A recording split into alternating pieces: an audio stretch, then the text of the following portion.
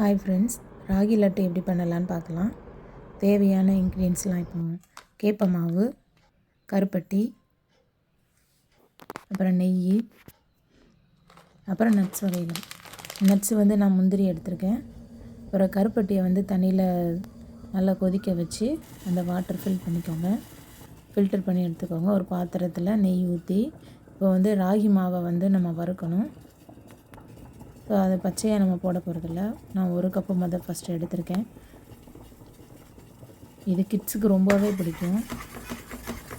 கேப்ப மாவு சாப்பிடாதவங்களுக்கும் இந்த மாதிரி நம்ம செஞ்சு கொடுத்து சாப்பிட வச்சிடலாம். இதில் அவ்வளோ ஹெல்த்தி நிறையவே இருக்குது பெனிஃபிட்ஸு. ஸோ நான் 2வது கப்பும் எடுத்திருக்கேன்.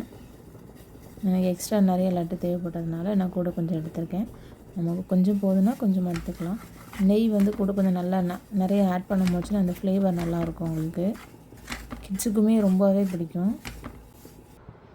அப்புறம் இன்னொரு பாத்திரத்தை வச்சுட்டு அந்த முந்திரியை நெய்யில் கொஞ்சம் வறுக்கிறதுக்காண்டி கொஞ்சம் நெய் ஆட் பண்ணி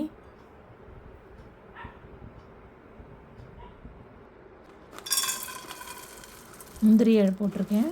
ஒரு 5 மினிட்ஸ் லைட்டாக இந்த கலர் சேஞ்சிங் வர்ற வரைக்கும் கொஞ்சம் வறுத்துட்டு எடுத்துடலாம்.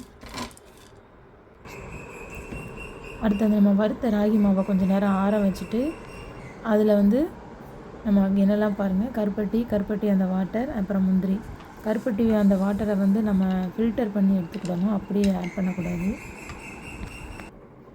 அப்புறம் மொத்தமாக தேவையான அளவு நம்ம சுகர் நம்ம கருப்பட்டி எடுத்துருக்கோம்.